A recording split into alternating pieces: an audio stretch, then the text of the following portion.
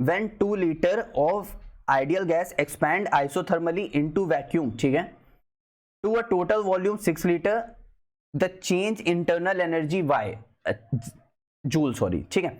अच्छा ठीक है, इसका आंसर देख लेते हैं। यहाँ पे ध्यान दो, एक टर्म दिया हुआ आइसोथर्मली, यहाँ पे टेम्परेचर कांस्टेंट है, ठीक है, और यहाँ पे द चेंज इंटरनल एनर्जी की बात कर रहा है। इसका मतलब जो इंटरनल एनर्जी होती है वो डिपेंड करती है टेम्परेचर के ऊपर। अगर आइसोथर्मली है तो हमारे पास जो डेल्टा टी है वो हमारे पास 0 हो गया। अगर उस पर डिपेंड कर रही है टेम्परेचर पे, अगर टेम्परेचर ही 0 है तो इसका मतलब इंटरनल एनर्जी भी 0 हो गई, ठीक है। हमारे पास V इनिशियल दिया हुआ है, V फाइनल दिया हुआ है, ठीक है। अब यहां से एक बात तुमको समझने वाली है, जो हमारे पास डेल्टा U होता है वो क्या होता है, Q माइनस W होता है।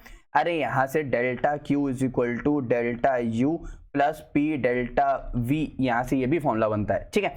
तो यहां से हम लोग का भाई इसका मतलब वैक्यूम में है, तो इसका मतलब नो हीट एक्सचेंज, यानी डेल्टा Q भी 0 है।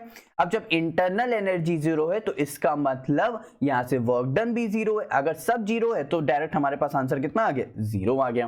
अरे यहां से ध्यान दो, देखो, for ideal gas the internal energy depends on temperature, only on temperature, since the expansion is isothermal, so delta T is equal to 0, thus the delta U is equal to 0।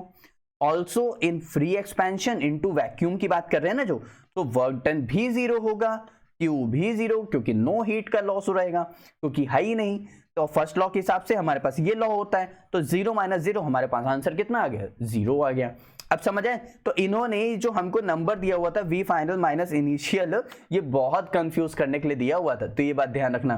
Clear? बहुत से बच्चे 4 लगा देंगे, बहुत से बच्चे 5 लगा देंगे, क्योंकि इसमें 4 भी है ना, फाइनल माइनस इनिशियल, इस वजह से।